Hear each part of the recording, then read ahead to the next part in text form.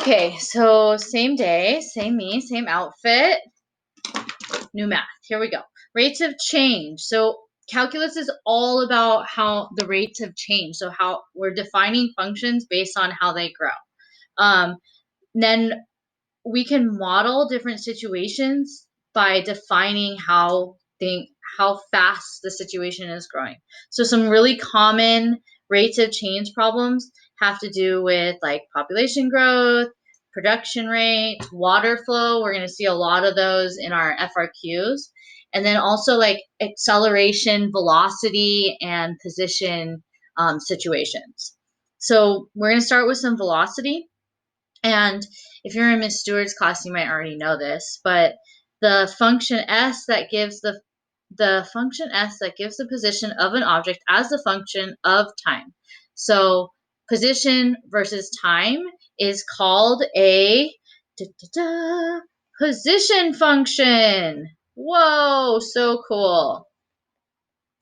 An object, and then in a position function, an object moving to the right or up, just like an axis. I think I did that wrong. Right and up, it's backwards to me, is we define that with the positive direction. And then an object moving left or down is in a negative direction. So this is pretty important.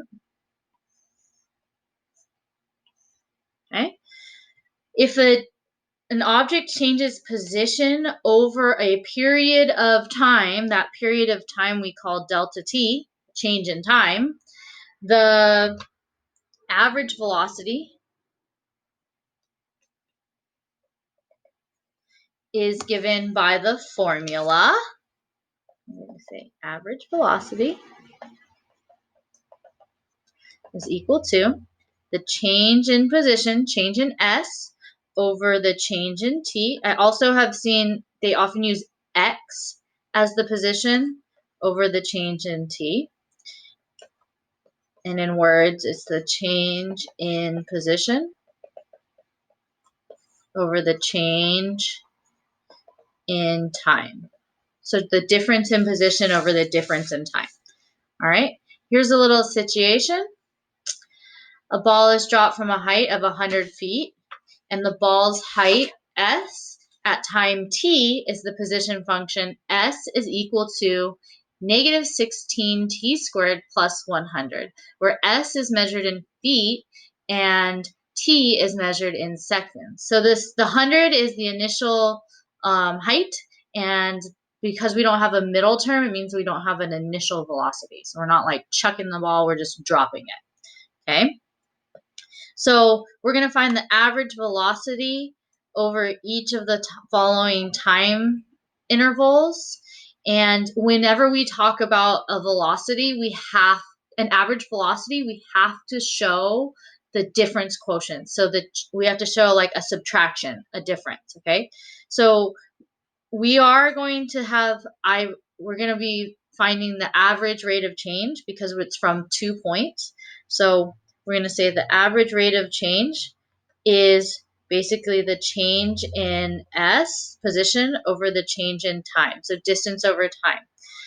So the change in s would be s of 2 minus s of 1 over 2 minus 1. This right here is a difference quotient. Difference having a subtraction over with a quotient, with a division. Okay, so I plugged this into my calculator. Remember how to do that with a table, and got the y values. So I got 36 is s of 2 minus 84 is equal to 1. So I get over 1. Sorry, not equal to 1. So I get negative 48. And what are my units here? This is velocity, so this is feet per second. Units on the AP exam are worth 1 point of like the 9 points that you get for a problem.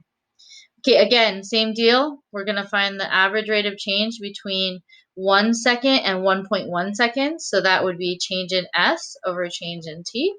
That's a quotient. A difference quotient would be S of 1.1 minus S of 1 over 1.1 minus 1.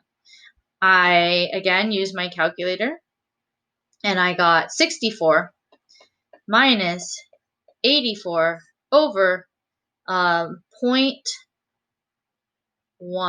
I believe. Okay, and that is going to give me negative 40 feet per second. So what's happening as the time interval gets smaller and smaller, we're getting closer and closer to our instantaneous rate of change, which is the derivative. Okay, so the average velocities here, you notice that they're both negative. So what direction is the ball moving? It is moving downward. Okay. If we were talking about a left and a right position, it would be moving to the left, like driving to the left. Okay. So a position versus velocity. As we decrease the interval used to find the average velocity, we find that the instantaneous velocity, which we just talked about. So if we use the definition of a derivative from a point, then and take the limit, so the limit as the change in time goes to 0 of our function plus the change in time minus our original function all over the change in time, we get the derivative. The derivative. So at a point, which to position velocity is the derivative of position. So in other words, velocity is the derivative of position. Okay. Velocity, you remember velocity is a vector. What is a vector? We have direction and magnitude. So velocity can be positive or negative or 0. On the other hand, speed is not a vector. It is the absolute value of velocity. So there is no sign involved. It's like absolute value distance. It's just the distance from 0. It's the how fast we're moving, but it doesn't matter which direction we're moving. Velocity tells me which direction we are moving. Okay, last example. We're going to find the instantaneous velocity at 1 second for our situation. So remember that s of t is equal to negative 16t squared plus 100.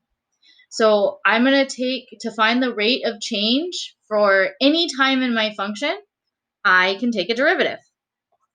So s prime of t is equal to negative 16 times 2 gives me negative 32. T decrease the power to 1. And 100 is a constant, so that's going to equal 0. So plus 0.